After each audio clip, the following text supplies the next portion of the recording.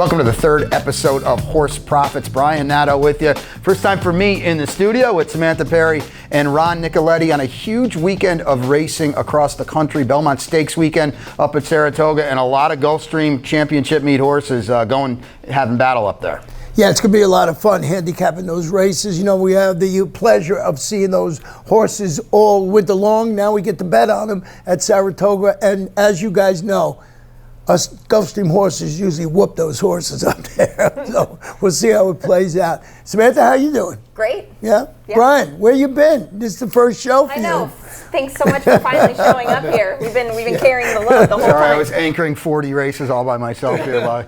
You two are having fun up at the Preakness. Yeah, minor details. No, we didn't work at Preakness. No, that's right. We just hung out. Yeah, but we did eat crab cakes. We'll give you that. Lot of them, yeah. Well, we got a lot to get into. Really looking forward to those races up there. When we come back, Samantha Perry is going to talk to Saffie Joseph Jr. Of course, White Abarrio won the Pegasus World Cup here in late January, and he is front and center at Saratoga for a thrilling renewal of the Met Mile. You caught up with trainer Saffie Joseph Jr. earlier this week. Yeah, I did, and it's just such an exciting time for the barn and the connections with C2. I know that they're all very excited for it. Now the race drew a short field here, but it's still a very competitive one. We have Florida Derby champ Fierceness drawn right to the inside of White Abarrio. But here's some thoughts with Saffie Joseph leading up into the race and the excitement surrounding this 2025 Met Mile. Yeah, he's done well. Took it a little easy at first. Had one easy work when he arrived here, and then after that we picked up the pace. He had a strong super, and he came back with his final work, which was more toned down, but it was still a very good work. So very happy with him so far. And what about the cooler weather up there? Do you find that he thrives in it? Yeah, most definitely, for sure. The cooler weather definitely helps him in that aspect. And it looks like race day, it's going to be cool on that day too. It's getting a little warm a few days before, but race day should be cool. With a small field like the Met Mile, Drew, does that change your tactics, how you approach the race at all, or do you approach it the same? Not really. He's a tactically forward-paced horse. I mean, he's not going to lead it, but he likes to be just like a stalking position, and they have plenty of pace in there. That it should be an honest pace, and that's what you want a race to kind of run honest and not be slowed down. It doesn't look like he'll be slowed down. How do you keep a horse like I don't want to call him an older horse, but he is an older horse like him, just happy, healthy? You've had this race kind of planned out for him and kind of have worked back from it. How do you just like stick to that plan? And especially with chatter with other people, you know, a lot of people argued, why did you run in the Ghost Zapper, things like that. Like, how do you just stay the course, this kind of move? Yeah, I mean, the Pegasus was the main goal for him. So after we won the Pegasus, then the next main goal was the Met Mile, and then we had to find a way, how do we get to the Met Mile the best we think we could get him. And obviously the Ghost Zapper was at home, and you didn't have to ship him, and we figured that we could use that as an easy prep race to fill it instead of going somewhere else. And that was the reason for going to the Ghost Zapper. Why ship him for a race when we know we have to ship him again? And I thought it went to plan. I thought a great building block, the way the race was run. It was run very fast from the beginning, and that's how he's going to need to run in the Met Mile. And after the Met Mile, obviously you don't want to put the cart before the horse, but do you have any sights on just kind of the path of where you'll go after this race on Saturday? Yeah, I mean, like thinking ahead, we would like to get back to the Whitney. He won it already, and we'd like to win that again. Last time he won the Whitney, he went straight to the Whitney, so it is a possibility he could go straight to the Whitney, and we would like to get back to the Breeders' Cup Classic with him. So those are the kind of goals. You'll probably have to have some kind of race in between there also, but right now, this is a big one. The Met Mile is a big one. Like for his stallion career, if we could add this to his resume, he's already won 4 Grade 1s, and to add a 5th one, especially in the Met Mile, it would do his career the world of good. And would maybe a Pegasus 2026 return be something on the horizon if everything goes to plan? Yeah, that's supposed to be his final race. If all goes well, the Pegasus is supposed to be his going out race, and it would be cool to get him back there, like with a streak going, and hopefully close it out there. So that would be the dream, and I mean, the horses, it's hard to see that things unfold like that, but that would be the dream, to close it out. Like from now on, just keep winning and finish it at home in Pegasus. Well, that would be a really fun Pegasus day for everybody. I mean, it's fun all the time, but it would be even more fun to kind of have that send off here, just in your own backyard. Yeah, I mean the Pegasus is a world class event. It's one of my favorite days in racing. Even before we won it. So I mean to win it was icing the cake last year, and I mean this year, and to get back there next year, hopefully we could get back there with a barrio. Is everybody excited for the weekend? Is the family coming up? Everybody have their outfits picked out? Rocco, the kids? Yeah, Rock and the kids. Morgan come up tomorrow, and then Mark got in today, and then Clint's getting in on I think tomorrow night. So everyone's coming up, and I think it's kind of. Do you get excited for these, or do the nerves start? The closer you get, the more nervous you get. So, I mean, I think the excitement's leading into it, and then once you get the race day, at least for me, then you're like in a different zone, and it becomes a lot of stress until the moment. So, um, thankful to be in the position with the horse. I feel like we've had a good run with him so far. How everything's gone as far as training wise, how he looks, how he's feeling, and we got a few more days, and fingers crossed all goes well. And I feel like he's showing signs that he's going to run his A game, and if he runs his A game, it's tough for horses to beat him. We're all super excited here at Gulfstream Park to see White Barrio hopefully cross the finish line first in the Met Mile. But on the local front, guys, we caught up with trainer Patrick Biancone, who we get to see maybe a champion in the making with Lenny Lou. Brian, you talked to Patrick Biancone this weekend about the plans for Lenny Lou, and Ron, I know you're trying to ride the coattails of that. Yeah, I always wanted to go to Royal Ascot. You know, friend of mine, Queen Mary, we went to school together, we'll see. So. We'll see how this. Yeah. Brian, you talked to Patrick. I did talk to Patrick, one of our favorites around here, and Lenny Lou has been so good. Yeah. I can only imagine you toiling around Royal Ascot, Ron, with a top. I wish we could see your shorts on TV right now. We don't want to see his We do legs. not. That's correct. But Patrick has had so much success early in the season. Lenny Lou, obviously, but the Leinsters in general. And he's going to go over there with a real winning chance at Royal Ascot. We've sent some horses over there the past 2 years that have had a lot of success. And I'll tell you what, if they get the firm ground they want, Lenny Lou's going to be a handful over there. Yeah, absolutely. So let's take a look at what Patrick Biancone had to say. Patrick Biancone, some late breaking news. I guess we now know where Lenny Lou is going to run at Royal Ascot, correct? Yeah, she's going to run the Queen Marie. It was the plan all the way. You know, she won 4.5, then she won 5 furlong. The 5 furlong race took the best for us. What's the preparation for her, and when is she going to head over, and how's that all going to transpire? Well, she did work last week, and she worked again today, and she worked really well. And the next step, one more breeze, and on the 10th, she go in the plane, and let's go to Ascot. Who's going to ride over at Ascot? I mean, Louis is going to ride her. You know, he ride her twice, and they fit very well together. You've run horses over there, but you told me it's been a minute. You're looking forward to going back over? Yeah, especially to go back over just to visit is nice, but to go back over with a horse who seems to have a very good chance is very interesting. Obviously, you've seen the success that these horses at Gulfstream have had over there, and this is a horse that theoretically should fit that kind of race. Yeah, that program that Gulfstream have put on is really, really good, and he give a proper chance to the horses to be ready for Ascot, and fortunately we have one who do it this year. Talk about the Leinsters. You've had a lot of success with them. You've had a lot of them so far. They seem to have come in very precocious and very early. Yeah, they have a few very good. The main quality they have, they're fast. The second, they're very easy to train, and the third, what is is important. What the third thing, it's I think they're going to keep going. What's the attire at Ascot? Are you going to have the tuxedo and top hat, or are you going to have the lucky shirt on? No, I got the tuxedo, the lucky shirt under, but I will have the tuxedo. All right, thanks, Patrick. I appreciate it.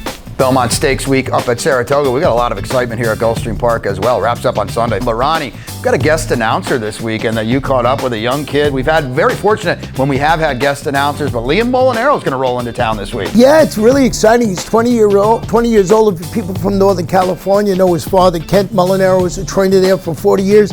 20 years old, got caught up with, as you said, Pete's going to be at Santa Anita calling the races this weekend. They got musical guys. Well, who's calling there? Who's calling there? But Liam's going to call here. Yeah, Liam's going to call here. I caught up with him. Let's see what he has to say. 20 years old. Liam, we're glad to have you on our podcast, and this must be an exciting time for you. Yeah, absolutely. Thanks for having me. I'm very Yeah, so tell me a little bit about how you got into wanting to call races. I know your dad was a trainer for over 40 years in Northern California. Tell me how you got into wanting to be a race caller. Yeah, it really all started when I was a young kid. I went to the Humboldt County Fair in Ferndale almost every year of my life, and a longtime caller Frankie was there. And he brought me into the booth maybe when I was like 7 or 8 years old. He let me do it to post call, and then I got to see how he was calling the races, and I kind of just fell in love with it from that. I really wanted to be a racehorse trainer when I was young because of my dad. Um, but I kind of I love for the game kind of grew, and it kind of morphed into wanting to become a racetrack announcer. Now you've had, a little experience. I could see that, you call races. You were the backup announcer throughout Pleasanton, and how do you feel you're progressing in your campaign, your career? You think it's going to be you're moving in the right direction? Basically, being around it ever since I was a little kid, that's kind of all I've ever known. And getting that experience at Pleasanton was really good. And I've been practicing long before I ever got to call a live race. So, and just listening, to the announcers call every day. I've kind of taken some different kind of, tried to make my own style. Yeah, you're gonna have a special style. I mean, I'm very curious to hear you when you come here this weekend to see exactly what your style is. Now let's switch it a little bit. You come to Gulfstream, you're gonna call. You got a couple of stakes races. You're gonna call on Saturday. How do you prepare? Do you looking at the past performances? Are you just checking things out, or you want to get the lay of the land when you get here? Yeah, it all start probably today and in the next coming days. I'll print out the past performances, look at those, go over it. Obviously for the stakes races, I'll give those a little more preparation just to kind of see, who the players are in that field. Yeah, but just kind of knowing the horses, and as it comes closer to post time, it's really all about repetition for me, and just kind of connecting what I see with my eyes to my mind, like which horse is which. And also looking at the silks helps a lot, because sometimes, especially in the sprint races, when they get stacked, across the track, you need to see the silks and especially the jockey's cap to kind of distinguish which horse is which. Kamina Cruiser and Crown Magic have about 12 to make up as they round the far turn. Maximum Capacity puts ahead in front here of Baby Waylon. They put 6 lengths on Big Bet in third. Then it's Elegant Boy, who races right with Unbridled Rhythm and Drinks at the Club as they run to the quarter pole. It's Baby Waylon, who tries to battle back as they hit the top of the stretch. It's Maximum Capacity and Baby Waylon, these two duking it out coming down to the furlong pole. Elegant Boy running a big race in third. It's Maximum Capacity and Baby Waylon. Here's Elegant Boy, who strikes the front now coming down to the 16th pole. It's Elegant Boy and Adrian Castellanos drawing clear to win it under the wire by 5. Crown Magic was second. Then it was Drinks at the Club. Close for fourth. Maximum Capacity or Western Cape. I'll fly out Wednesday, so I'll get there Wednesday, late Wednesday night. But I'll be at the races Thursday. Hopefully, I can go up to the booth and meet Pete. Yeah. And get a little lay of the land for Yeah. Friday. Yeah, Pete's quite a caller. He's amazing. Now, do you just going Oh back, yeah. just going back a little bit? Do you use all the pencils and stuff and colored stuff, or you just remember it? Yeah, I'll go pencils, and I don't know if I'll do the silks for every race, Yeah. but maybe the stakes races Mm. I'll color it in. But yeah, I'm a colored pencil guy. Yeah, I know. I watch different guys do different things. It's really all amazing to me. Well, a pleasure that you came on the podcast for us, and a pleasure. We're going to be a real big pleasure to meet you. On Thursday. We'll of course be there, and I'll come up and say hello. And Liam, I really appreciate Yeah, the time. thank you for having me, Ron. I'm excited to get out there and meet everyone. Well, Liam Molinaro will be calling the races. He's starting on Thursday. It's going to be really nice to see him call the races. Now, you two guys have experience calling races, if you want to call it that. Oh, Yeah, I'm a veteran of two race calls in my career. Yeah, me as well. Two of them. But two and done. you both did a great job, and it's interesting to think too. I was talking to him and I said I tried it once with binoculars. I took and they turned for home. I had no idea where. I'm anybody was picking going. Liam up at the airport, by the way, just to make sure he is He here gets here so we don't have to do on it. the grounds. Yeah. Make sure he's on We're the gonna ground. actually wake him up to make sure he's here for it. Well, we got some great races going on here Saturday. So and Liam's going to be calling them. 2 turf stakes here on Saturday at Gulfstream Park. Going to take you right up to the historic Belmont Stakes. And the first one, 3-year-olds in the spotlight. And the not surprising, kind of the gang's all here a little bit, and they're all looking up at Tank. Yeah, they really are. 2 stakes wins in a row, Ron, now. And is he the one to beat coming into this race this weekend? Well, you made a great point. The rails are going to be at 10 feet, I believe. Yes. You said we were talking before we came on the air that the rails, that makes a big difference here. Yeah, it's a huge deal because the outside horses are not as disadvantaged. The speed horses don't have as much of an advantage. So Tank is clearly the horse to beat. He'll have to earn it a little bit, though. Yeah, you look at back in the saddle, take a look at that horse from Saffie Joseph Jr., One for Fun. It was 50 maidens, but I think that horse has a shot. So interesting race, speed, stalkers, closes, makes it a lot of fun. Yeah, 3-year-old fillies in race 9 with the Martha Washington horse you've been on pretty much in her last 2 starts is Starship Impulsive. She wants to beat you, and she is game as heck. Oh, yeah, she really is. And unfortunately now her price just keeps getting lower and lower as she keeps on winning. But, man, hats off to Steve Dwoskin, who's just done a fantastic job since stretching her out on the grass. And she's going to be fun to watch this weekend. Well, if you like Starship Stables, they also have Starship Melody, that one trained by Heather Mullen. So we got 2 from them, and we see you. It looks like this horse has really been on a roll. 2 in a row for David Fawkes, and David Fawkes always wakes up in these stakes. You can't leave him off the ticket. No, and you got Saffie with a fresh Bella Veneno down towards the inside as well. So the Martha Washington came up very, very deep and competitive.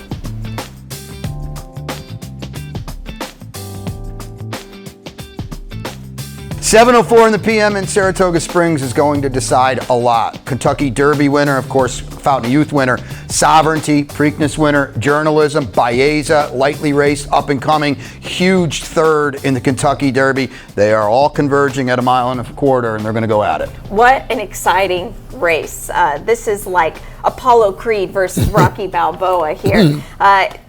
Journalism, he is such a serious athlete. I love his post position here, guys. He really, I think he's one that is going to love being towards the outside. It'll be interesting to see what the tactics are with some speed signed on in this year's Belmont. And man, just what a horse, Ron. We got to see him up close and personal at Preakness, and I cannot even explain the goosebumps from that race just watching it live. Yeah, I'm looking at the race with Journalism. It looks like he needs to be closer to the pace. He's got that tactical speed. I don't think he has to be that far back. I'm not convinced he's going to do it again myself. So, I'm leaning towards Sovereignty. And what I like about Sovereignty, been up there after been training at Saratoga. Do I have to mention Belmont? He's one of the greatest trainers in the world. And I just think the horse being there, it's really going to help. I think he's going to run well there. So it's hard to separate him, but I'm going with Sovereignty just over the horse you mentioned, Baeza. I'm actually with you 100%. I know the race is 1.25 miles. After what I saw in Baltimore, Journalism might run 1.5 miles because he's probably going to be about 7 wide the whole way. There's no way they're putting him back down on the inside. Right. He's going to have to run. I just like the fact that Ronnie said it perfectly. Sovereignty's fresh. And, oh, by the way, he beat Journalism pretty easily in the Kentucky Derby, coming from way farther back than he did too. He's entered fresh. I think Baeza probably would have been second in the Derby with a better trip, and he was being completely thrown to the wolves. And listen, everything you said on Journalism is spot on. He's such an athlete. Yeah. He always seems to find trouble. Mm-hmm. He always seems to want to, snag victory from the jaws of defeat. And I think that's a problem on Saturday. And now he's running in his 3rd race in 5 weeks. And I think the fact that Sovereignty and certainly Baeza backed off, they're seemingly getting it all at the right time. Yeah, but one good thing on the counterpart to that with Journalism is he's a horse that I think thrives under 1, pressure, 2, competition, and 3, the way McCarthy trains, he's let his fitness come from the races, not from the mornings. And I think sometimes there's a misconception with horses to have them fresh. And yes, that is usually the rule of thumb with most of these horses. But some horses, they get better and better each time they run. And I feel like Journalism has shown that. Brian, I want to ask you about one horse in here, Rodriguez. You know, Bob Baffert, Mike Smith. Is this the one he goes? Oh, he's going for sure, Ron. And he was actually my Preakness future wager bet. That's Unfortunately, right. That's right. Fortunately, he's scratched.